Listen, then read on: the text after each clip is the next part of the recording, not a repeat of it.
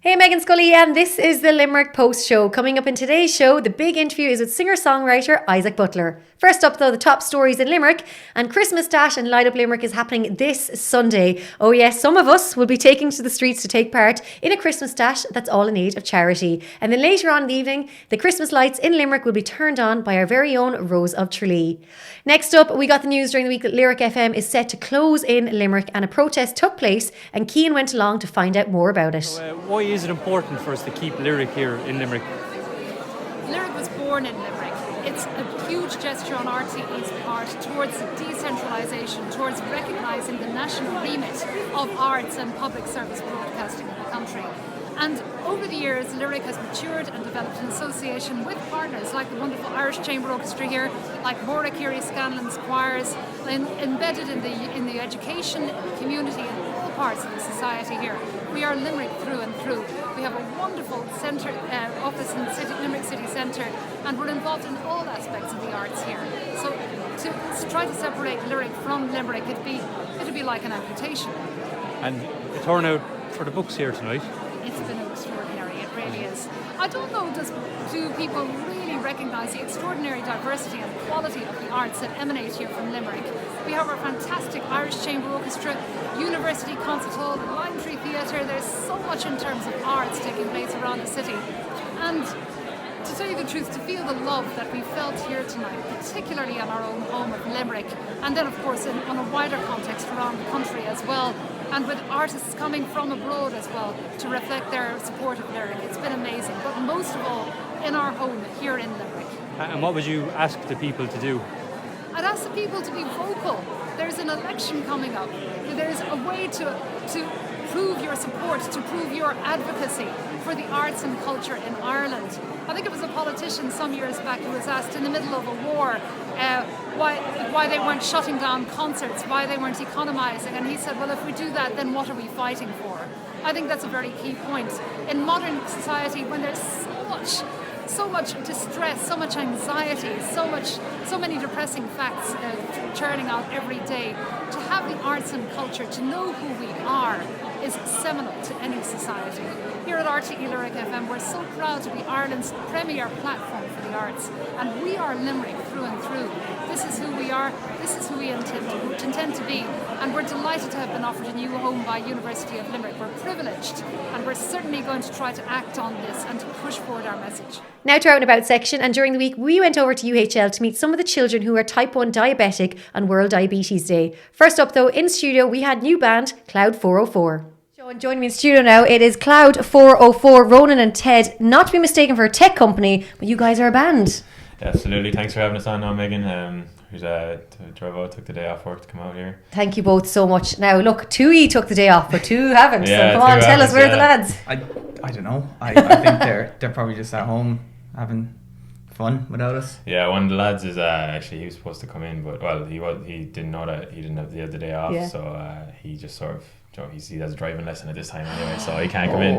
The other fella is working, I think, so it's not, it's excusable, like. Yeah, no, definitely. Well, look, you guys are super busy between college, working, and then of course music as well. So how do you fit it all in? Sort of say I'm on a work placement now myself, so up in Galway. So I come home back to Nina to Nina, near Nina anyway. It's every evening, and so I spend my spare time. I go home, go on the laptop or go on the piano or the drums or something, and just make something. Write some lyrics or something. You find time. You only need about 2 or 3 hours in a day, like, and you have about 7 or 8 hours other than that, and. The weekends I have another job then as well up in Limerick, so I gotta constantly be working. Push out. Yeah, I mean, like, it's just, we always just meet up, I suppose, sporadically. Yeah. Like usually it's last minute. Yeah, it's usually my fault as well, because I drive, like, and the boys, they sort of, we usually practice at his house, so it's like 1 hour before practice, like, lads, you meet up there because I'd be around or free or whatever, and we meet up like that then. And just kind of make it happen. Now, before we get more into music, tell me about the name Cloud 404. So that was actually my idea, because we used to be in another group, sort of band, and then I kind of came along as the lead vocalist, and we said, we'll make a new name, and it was just something we thought of, like, I read Cloud 9 somewhere, and I was like, just like, you're high up or whatever, and so if you have Cloud 404, then it sounds like a tech company, you know, but it's not really like, cause you know, it's like Cloud 404 so high you can't be found. Yeah. But yeah, we were actually like, we kind of didn't really give it too much thought. It had a bit of a ring to it, like, you know, said, you know, we'll go for it. We had other ideas, but you know, said to go with that one, like, yeah. Yeah, no, it does. Because when I saw the email bounce in, I was like, what is this now? Yeah. So no, it's definitely interesting. It's always good to have something a little bit different too. Yeah, that's not just like, that's you the know, thing. kind of, I suppose, what people expect. Now, tell us about your sound. How would you describe yourselves? Just hip hop mostly, isn't it? It's well, you see, the thing is, we have, I think Ronan was saying this actually last week, we had a bit of a discussion, like, what is actually our sound? And we thought about it, like, we all listen to different music. So one of the lads say would listen to like 90s hip hop. I'd listen to more, you know, contemporary stuff. Sometimes actually kind of bit of like, you know, 90s grunge or whatever, because I like it. Like, and we sort of, when we make music, we don't really go for, oh, let's go make a love song, let's go make a hip hop song. We just say, right, get on your instruments there, and we'll just play it. Yeah, and that's how we made most of our songs. Like, we have our next single now we've been working on for a good while. It's been mixed by one of our friends, Cormac. He's also kind of a part of the group. He's you know, he's good at mixing and mastering and stuff. And basically it's an Afrobeat, you know, Afrobeat track, but we put our own touch on it. So we made it basically just hip hop, like, but we used the Afrobeat to it. So we're here in University Hospital Limerick, and I'm joined by Dr. Orla Nealon, and we're going to talk about type 1 diabetes. Now, there's a lot of misconceptions around it, and can you tell me one of the main ones? There certainly is. Thanks very much for coming to talk to us today, because this is a big issue that our children, young people, and even adults with type 1 diabetes are faced with every day. Type 1 diabetes is a rising chronic condition of childhood. Everyone associates diabetes maybe with type 2 diabetes, because 80% of all diabetes is type 2 diabetes, and that is often associated with maybe a less healthy lifestyle, with less healthy food choices and increased weight. Type 1 diabetes is entirely different, and over 90% of diabetes of childhood is type 1 diabetes. So this is an autoimmune condition, meaning the person's own immune system, instead of protecting them from viruses and germs, etc., has become confused and is attacking the insulin producing cells in their pancreas, so they can no longer make insulin. So this is entirely not their fault. This is somebody who's been born with a genetic predisposition to getting this condition, and then unfortunately comes into contact with something in their environment that triggers it. And we think currently that might be a virus. So it's very challenging for young people with this burdensome condition to then meet people who think it's their fault, or they ate it by getting too many sweets, etc., which it's not at all. In what age were you diagnosed with type 1 diabetes? I was 11. And can you remember when you were first diagnosed? Yeah, I remember it really well, actually.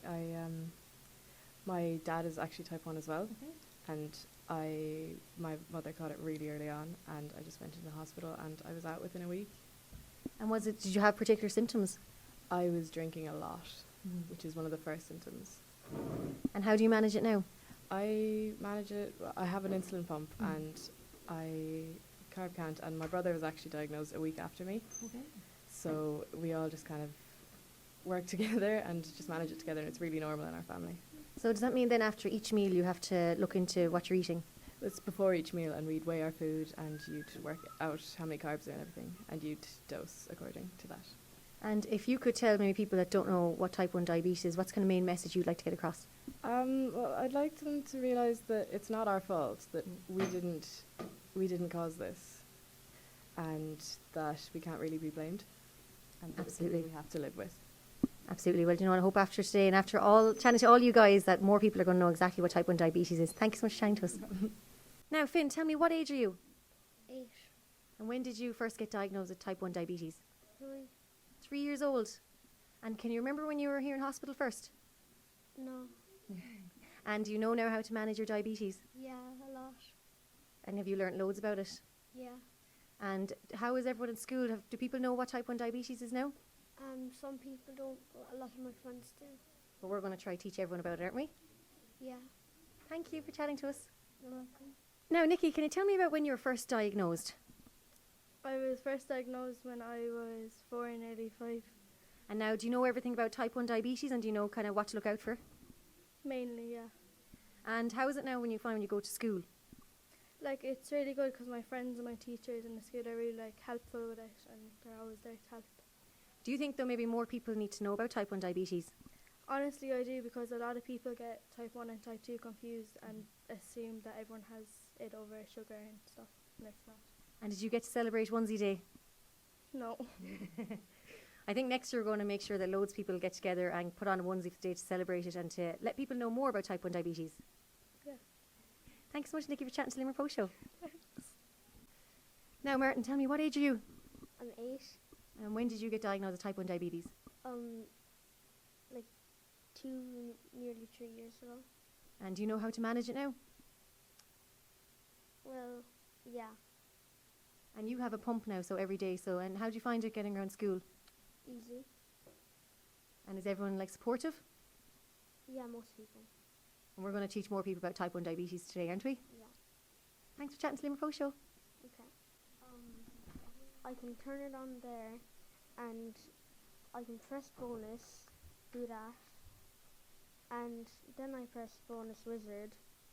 I draw up the amount of carbs I need, and then it will give me the right amount of insulin, and then I go down and press next and deliver a bonus, and then I wait around like 5 to 10 minutes while the insulin goes through my body.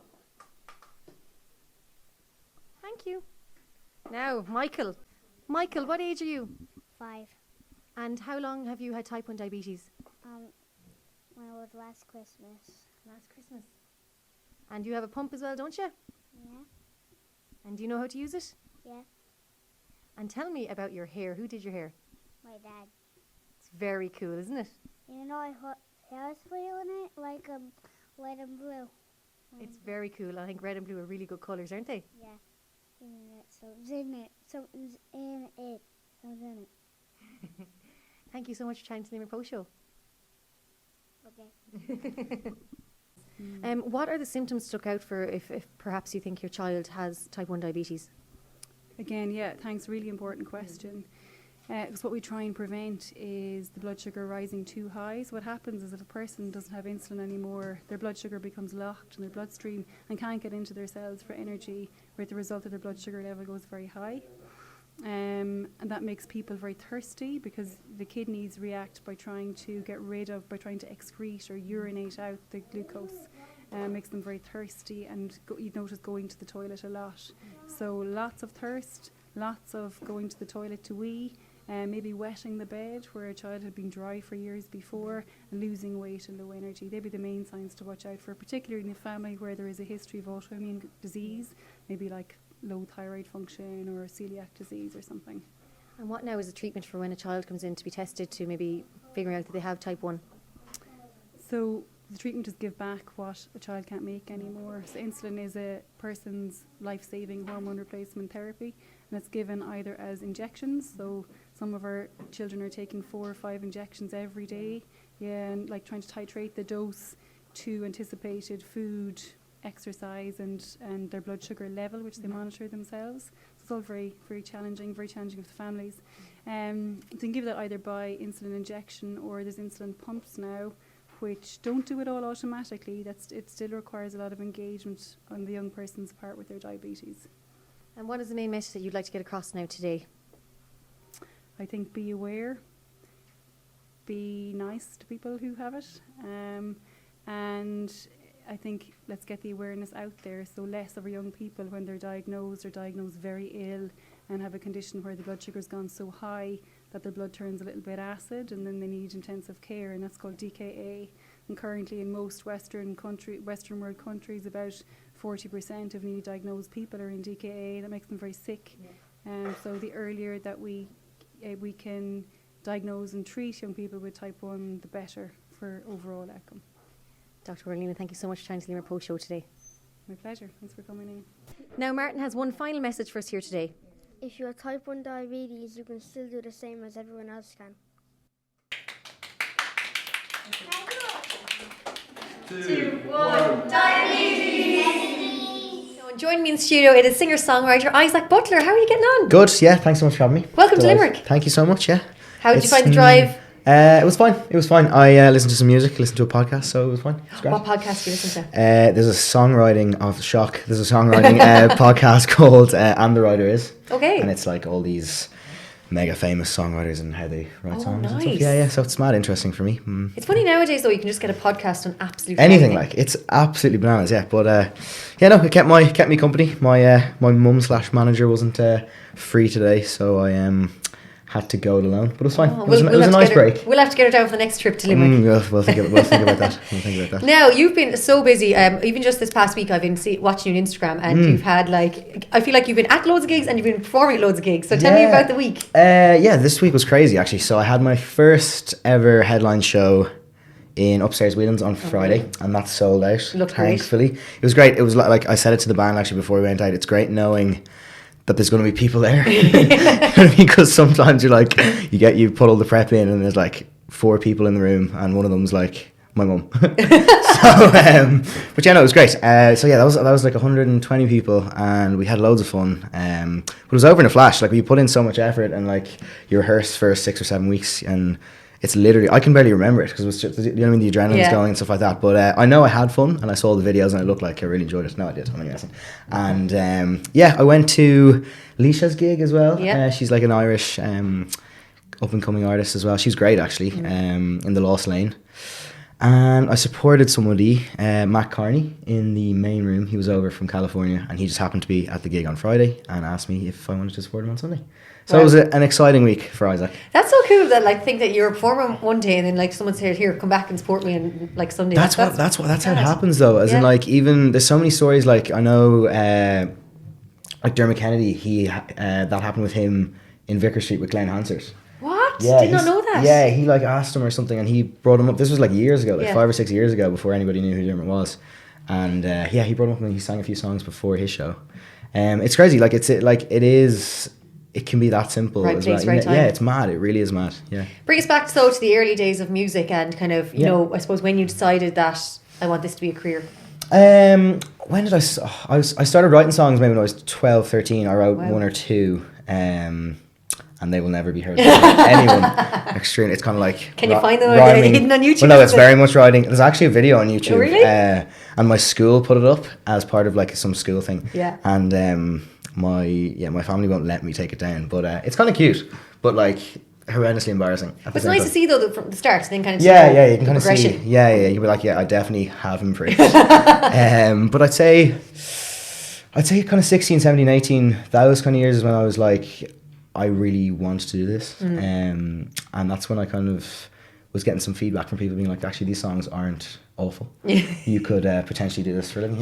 It's going well now. This year's been great. Yeah. Now tell me about LA. It's one of my favourite places. And Yes, I know you spent some time there. No, LA's great. What did I do over there? I was over there for about 6 months. 6 months in LA. I know. Yeah, I was very lucky. But I basically sent over.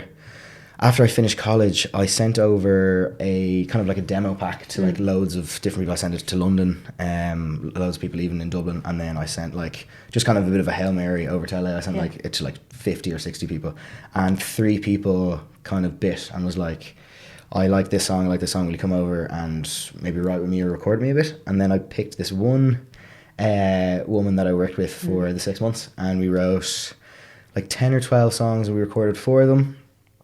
And I got to meet like just like such amazing people. The people there are so nice. Isn't this is this the lady that was connected to Adele, or was it the studio? It was the studio actually. Yeah. So this lady's name was Margie, and we rewrote some songs together on a particular song called "Sorry," which is a real kind of like sad, kind of ballady song about being sorry. Shock. But so she brought in a string section, and they're actually Adele's string section, which was crazy. Yeah, no, it was actually insane. And they were such nice people, so humble as well. And I was obviously shaking coming into the room, like, okay, I need to make these people think that I'm very good. But no, they were so welcoming, and they made me feel right at home, and obviously ridiculously good musicians. It must be great though to work with people like that, especially in Los Angeles. Like, it was insane. It was actually because it all happened so fast as well. Like I sent them over, and then the songs over, and then 3 or 4 months later, I was kind of there, and then again 3 or 4 weeks into it, I was in with these incredible musicians. You know what I mean? It was insane. Any plans to head back that side? Not for the minute. I'm kind of trying to establish myself here a bit. Yeah. Just kind of doing the groundwork, really doing all the gigs. I've kind of gotten a band now that I'm working well with. They're really great lads, and we're starting to do some good shows. So now the plan is to stay here and release some tunes here and hopefully get the name out as much as possible. And speaking of LA, I know Yes. Amy, who's Yes, a Dublin yes, singer-songwriter, yes, yes. she's just back from LA, and you've Yes. been coming up with her. Yeah, I'm supporting Amy in the Grand Social Sunday week, the 24th.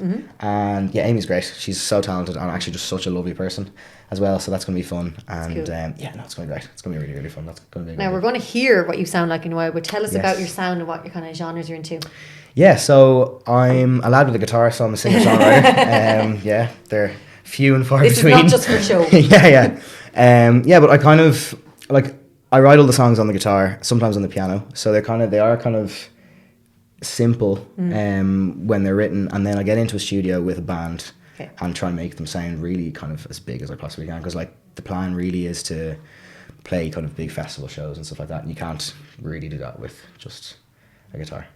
I don't know. Yeah, well, you can. I But think now festivals, everyone kind of loves seeing if you come out with a band and then if you come out with them with I know, it's tracks. lovely to mix it, for sure. But to get that big, those Yeah. big atmospheric kind of 10 o'clock on the Saturday kind of thing is the dream. And where can we find you on social media? I'm most active on Instagram at Isaac Butler 1, and then Facebook as well. Is my main kind of thing, but of course Spotify is the most important. Creme de la creme. Yeah. So the follows on Spotify are the ones that really, really count. Lovely stuff. And tell us now about the song you're going to perform for us. The song I'm going to perform is a song called Young Forever, and I wrote it about a kind of time where I didn't have to worry about anything. I was just kind of it was just me and my friends. It was actually the summer we finished the Leaving Cert. Oh, and, yeah. that was the best summer ever. I mean, no seriously, responsibilities, oh my no god, bills, it's just no car take me back, insurance. exactly. Yeah, and now my friends are we're all stressing about they're all in jobs, and I'm stressing about when the next gig is and all that kind of stuff, and it's very stressful, trust me. But this is just kind of a snapshot of that time where we didn't have to worry about anything. It was just about enjoying each other's company, really. Lovely. Just having a good time. Can't wait to hear it. Yeah. Isaac Butler, thanks so much for chatting to us on the Limerick Show. Thanks so much. Hey, I'm Isaac Butler, and this is my song, Young Forever. I've been dreaming of the summertime, just waking up and getting drunk in the sunlight, in my garden drinking red wine, just me, my boys, and I. And yeah, I'll probably get a sunburn, but that won't stop me from taking off my t-shirt, and I'll be dancing till my feet hurt. I got trouble on my mind. Why would we change a thing? Our time is now, we won't change for no one. Why would we change a thing? And why would we change? 'Cause we are young, we are free, and we got no place else to be. So raise a glass and drink with me, baby. And when we're old, we will know that we were never on our own. So take my hand, follow me, you'll see we'll be young forever. Oh, oh, oh, oh.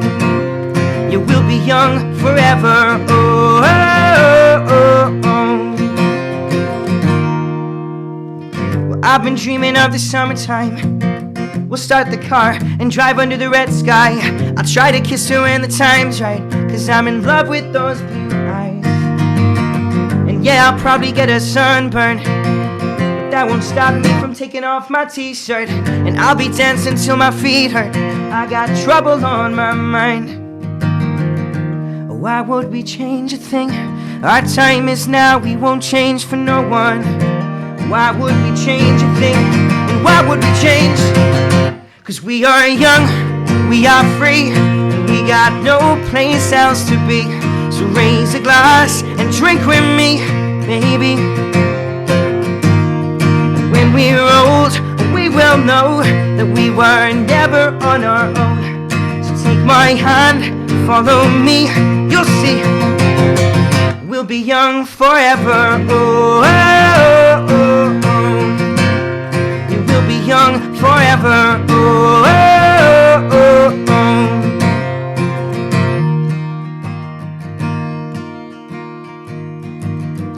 With clear eyes and full hearts, my friends, we simply cannot lose.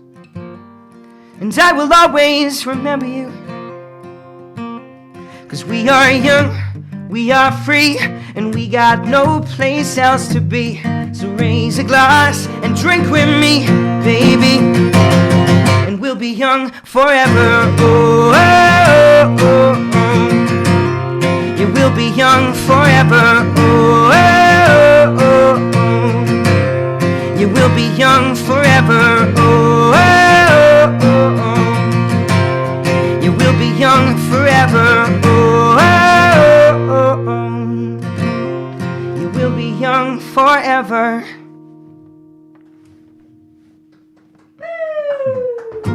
Thank you very much. For these stories and so much more, head over to limerickpost.ie/show. I'm Meghann Scully. This is the Limerick Post Show, keeping Limerick posted.